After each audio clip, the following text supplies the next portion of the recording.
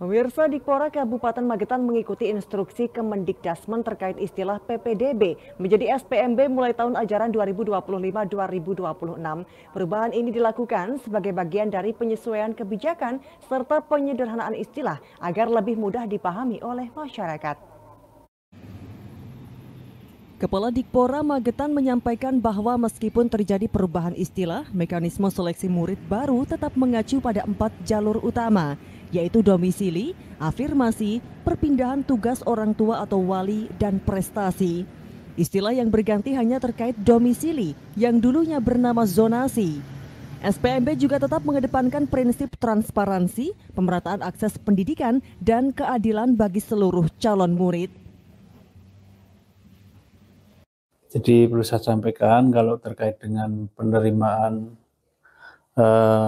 peserta didik baru, dulu istilahnya PPDB. Jadi ini nanti kita mungkin sekitar bulan Juni lah, itu sudah akhir akan memulai merasakan yang dulu namanya PPDB sekarang menjadi SPMB. Dulu PPDB itu penerimaan peserta didik baru, sekarang sistem penerimaan murid baru. Jadi peserta didik itu sekarang diganti murid. Nah, murid gitu ya, murid SPMB istilahnya. Yang membedakan apa Pak? Ya, jadi yang benar adanya sama saja, hanya itu kan yang mengatur kan kementerian bukan kami. Jadi itu sudah kebijakan dari Kemendikdasmen. Sekarang ada beberapa istilah di pendidikan itu setelah yang Pak Menteri baru ini, Kabinet baru ini ada perubahan-perubahan. Misalkan pengawas itu bukan pengawas, sekarang pendamping satuan pendidikan. Kalau tidak keliru ada sekitar 11 atau 13 istilah-istilah yang berubah. Ya diantaranya tadi, kemudian ini misalkan PPDB dulu, sekarang SPMB. Jadi kalau dulu PPDB itu ada sistem zonasi, zonasi itu diganti menjadi domisili. Makanya membedakan apa Pak kalau zonasi? ya sebetulnya hampir sama ya.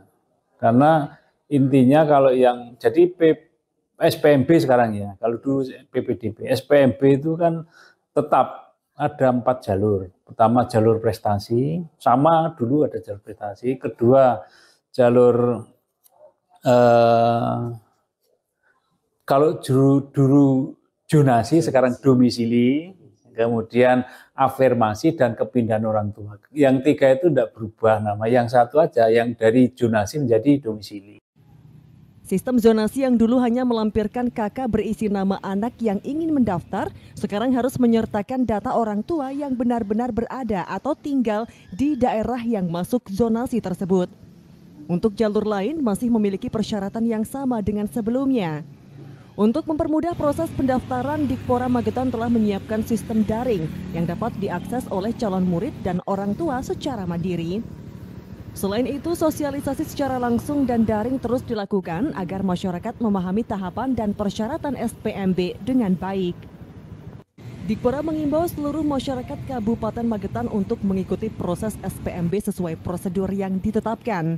Pemerintah daerah berkomitmen menciptakan proses seleksi yang bersih, jujur, dan berpihak pada kepentingan pendidikan anak. Ramdan Rio, JTV, Magetan.